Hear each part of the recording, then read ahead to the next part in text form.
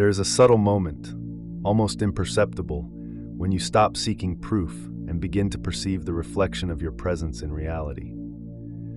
This is the threshold of consciousness. It's not a sudden change, but an internal shift in which the world stops being something that happens to you and starts responding from you. This is where the old paradigm of separation begins to dissolve. In quantum physics, this phenomenon is known as the observer effect. The simple act of observing alters the behavior of matter. What science discovered through double-slit experiments, spirituality had already intuited for millennia. Your consciousness is not passive, it shapes experience. The field responds to your vibrational state, not merely to your words or desires. Upon crossing this threshold, you begin to notice that small internal changes generate almost immediate external resonances. A thought of deep presence can attract an unexpected call. A sincere emotion of gratitude can open a path that was previously blocked. Reality, which once seemed random, reveals itself as a sensitive extension of your inner field. This new stage is not about doing more, it's about perceiving more, becoming more aware of how you are being in each moment. It's not an effort to control reality, but a vibrational refinement where you begin to collaborate with it. The awakened observer understands that there is no outside separate from inside. It is at this point that true magic begins, not as spectacle, but as a new natural. A life where synchronicity, presence, and clarity become routine.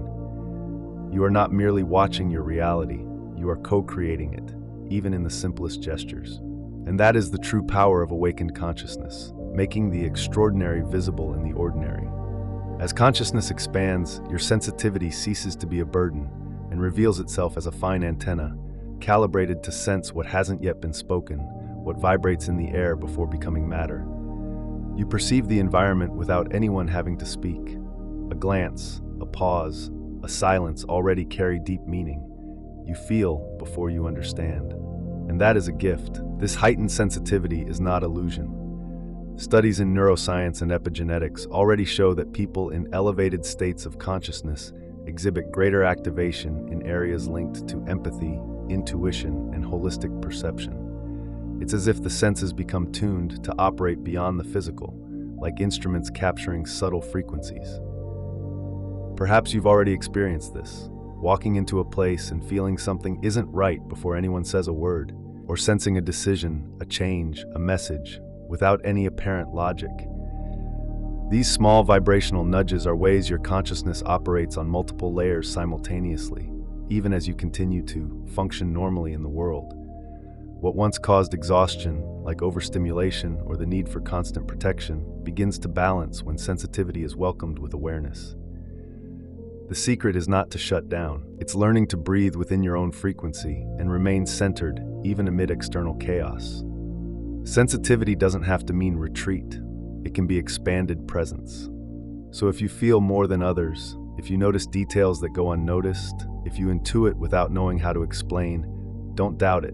That is consciousness operating through you. It's the subtle part of your intelligence manifesting.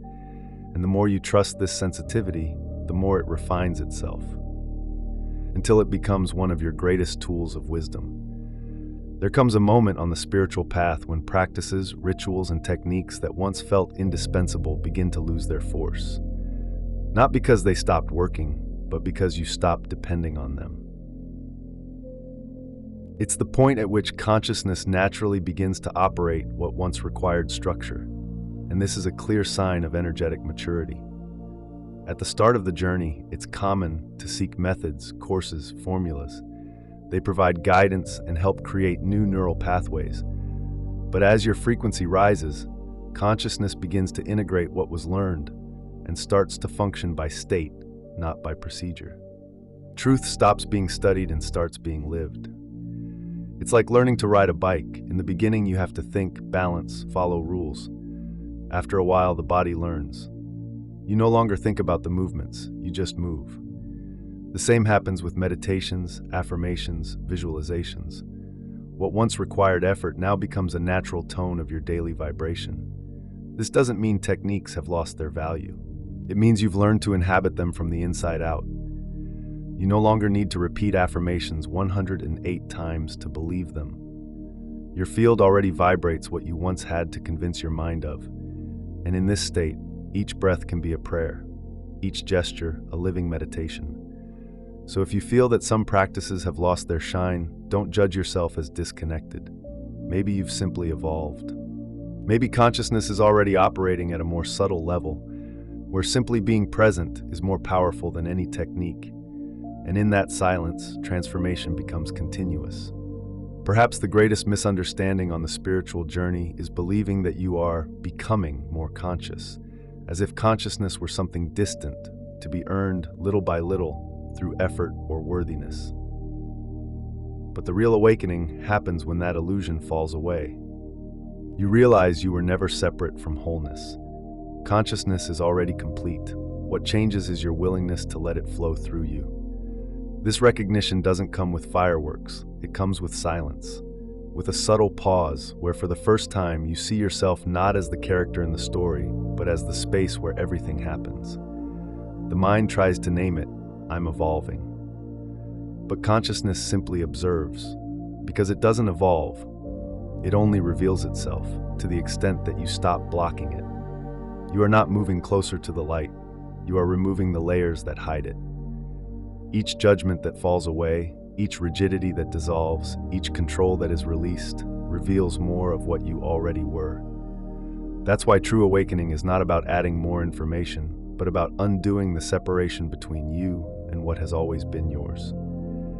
This is the point where comparison ends. You no longer need to measure yourself by where you are or how much you know, because you deeply understand that consciousness is too vast to be measured and too intimate to be distant. You begin to trust your own perception. And in that act of trust, consciousness manifests with even greater strength. The essential recognition is simple. You already are. You don't need to seek another formula, another validation, another external sign. You simply need to remember and allow. Because consciousness doesn't need effort to be lived. It only needs space. And you are now opening that space. When consciousness aligns with the field, synchronicities stop being rare events and become a natural part of your life's landscape. A name that keeps appearing, a phrase that answers your question precisely, a person who shows up at the exact moment. None of this is random. It is vibrational language in action. They are signs the field sends to say, keep going, you're in the flow. From the perspective of quantum physics, the field is an ocean of interconnected information. And when your vibration is coherent, that is, when your mind, heart, and body vibrate in harmony, this field responds with non-local correlations, effects that do not follow the linear logic of cause and effect, but happen through energetic affinity. That is synchronicity. These experiences, no matter how subtle they may seem, are powerful evidence. They show that your presence is generating resonance. They show that you're no longer trying to control, but allowing. And it is in this state that reality begins to organize events, encounters, and decisions in your favor, not as a reward, but as a direct reflection of what you're emanating. When consciousness awakens, it begins to recognize these responses without needing guarantees. You realize that the exact timing of an event, the repetition of symbols, or even an unexpected delay can be as instructive as a formal teaching. The field is always speaking to you. The secret is being present enough to listen. So write it down, observe, revere. Each synchronicity is a mirror of your inner coherence, not as magic or superstition, but as energetic feedback. And the more you acknowledge this silent dialogue with the universe, the more fluent it becomes. You stop asking for signs and begin to live as the sign. When consciousness expands, the body does not lag behind. It responds. And this response is not theoretical. It is physiological, measurable, real. You feel a calm that doesn't depend on circumstances. Sleep deepens, breathing slows, the digestive system relaxes. This is no coincidence. It's the nervous system shifting out of survival mode and into coherence. The body, as the antenna of consciousness, needs time to adjust to new frequencies. It's like tuning a radio. At first, there's static, but with internal stability, the signal clears. And in this state, the body begins to function more efficiently, lightly, and regeneratively. Cells renew more easily. The immune system strengthens. Creativity, which is also a biological function, flourishes. Neuroscientists and researchers like Joe Dispenza and Bruce Lipton show when you activate elevated emotions such as gratitude, love, and presence, your body produces a biochemical cocktail that literally reorganizes your physiology. Stress hormones are replaced by healing messengers. Biology begins to reflect your new vibrational state. This doesn't mean you'll be zen all the time, but it means that even moments of tension will be processed more quickly.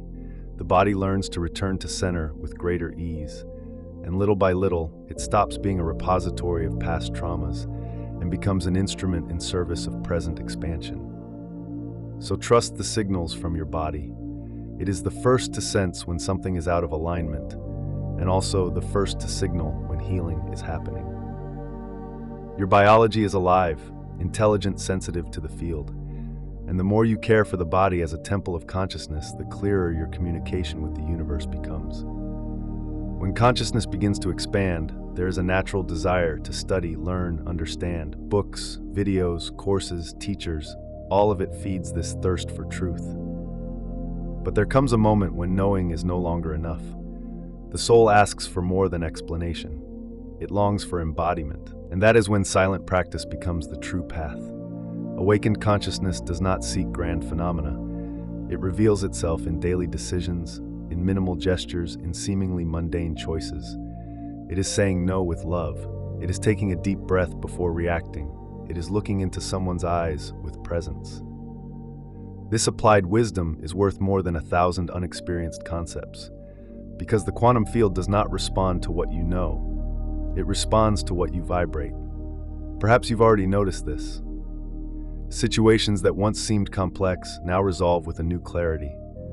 Ideas come whole, solutions appear as if they had been waiting for you. This isn't luck, it's alignment. It's the result of a coherent body, an open heart, and a mind silent enough to listen to the field. Practice then stops being a mandatory ritual and becomes a way of living. You meditate not to attract something, but to remember who you are. You breathe with presence not to control the world, but to return to center. You see others not as threats or obstacles, but as mirrors of the same field you inhabit. And in that state, you understand that theory was important, but it was only the map. Now you are in the territory, and the territory requires living attention, refined listening, constant humility, because consciousness is not spiritual performance, it is embodied practice. And it is in simplicity that it reveals its most powerful form. Sometimes before expansion comes collapse. The job ends unexpectedly. The relationship doesn't survive. A phase of emptiness sets in where nothing seems to make sense. And in this apparent chaos, it's common to think, I'm going backward. But what seems like disorder is often invisible reorganization, like the soil cracking so the seed can breathe before it sprouts. In physics and biology, this principle is known. Complex systems go through instability before they leap to a new level of organization. It's what happens in phase transitions, like water boiling or in atom shifting states. Consciousness follows the same logic. Before the leap, there's decompression. Before the light stabilizes, there is a fertile darkness. This phase is necessary because the new vibration needs space. Old patterns, beliefs, and connections no longer sustain what is emerging. And if they are not released consciously, life dismantles them for you. Not as punishment, but as a call to surrender. Discomfort is not a mistake. It is realignment in motion. Often the greatest leaps come wrapped in loss, but what you lose in those moments are structures too fragile to support your current truth. What remains, and what is born afterward, has deep roots. It has a vibrational foundation. It has coherence with who you are becoming. That's why chaos is so often the frame for birth. When your consciousness matures, you stop resisting discomfort as if it were a sign of failure, and you begin to honor it as part of the process. You understand that you no longer need the old safety. You need space for the new version of yourself to breathe. And at that point, even chaos becomes sacred. For a long time, the spiritual journey was lived in silence, almost as a solitary path. But something has changed. More and more people are realizing that what they feel, dream, and transform within has reflections in the collective. What once seemed yours alone, your conflicts, healings, and epiphanies, now sounds like something many are also going through. This is not a coincidence. It is synchronicity on a planetary scale. We are living what Greg Braden called a choice point, a moment in which humanity as a whole stands at a vibrational crossroads. The old systems based on fear, separation, and control are beginning to collapse. And at the same time, new structures of consciousness are emerging, silently but powerfully, from within each awakened being. When you expand your consciousness, you are not just improving your personal life, you are opening space in the collective quantum field so that others may also find this path. Your healing reverberates, your presence creates access, your coherence inspires, even without words. On invisible levels, every conscious choice you make contributes to the whole. That's why so many people are awakening at the same time, in different parts of the world, with the same questions, the same longings, the same signs. It's not media influence or spiritual trend, it's resonance. It's as if consciousness were calling all parts back home, and each of us is one of those expressions of the whole remembering itself. You are not alone, nor too awakened. What you feel is real, and more than that, it is necessary. Because when you live from your essence, you become a bridge between worlds, between frequencies, between times. And that bridge is what sustains what is now being born, not just in you, but in all of us. For a long time, spirituality was interpreted through hierarchical lenses.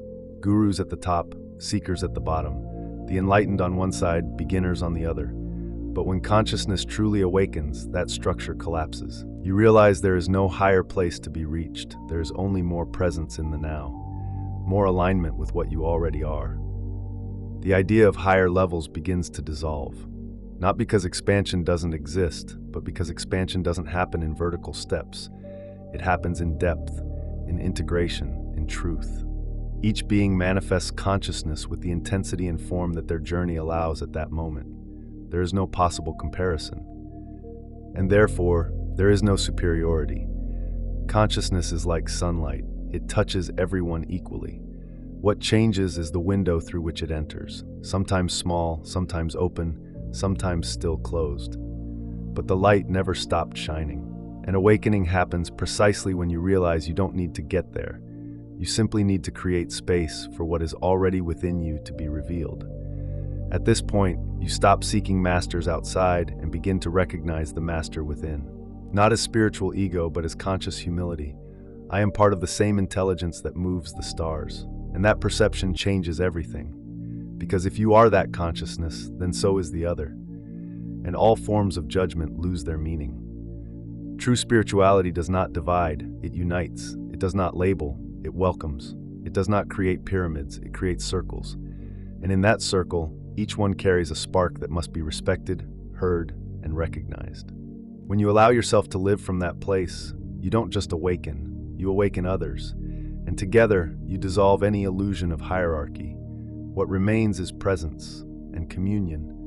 What is happening to you is not something out of the ordinary. It is, in truth, the remembrance of what has always been natural. This process of awakening, of silent expansion, of perceiving synchronicities, subtle sensations, and a new vision of reality, all of it is consciousness returning home within you. You don't need to become anything. You don't need to prove, force, or climb steps. Consciousness is already whole, and it is simply finding more space to express itself clearly through your everyday life. Every gesture, every breath, every choice made in coherence is part of this movement. And if you've made it this far, it's because you already know, even if intuitively, that your journey is aligned with something greater, with a field of intelligence that guides you, supports you, and transforms you. The extraordinary isn't in what happens outside, it's in how you move within. To anchor this perception, write in the comments, "I choose conscious evolution." This is not just a beautiful phrase, it is a vibrational command. It is you telling the field, I am present, I am ready, I am here, not as one who seeks, but as one who remembers. Remember, you are not just witnessing consciousness expand. You are consciousness itself, recognizing itself in you.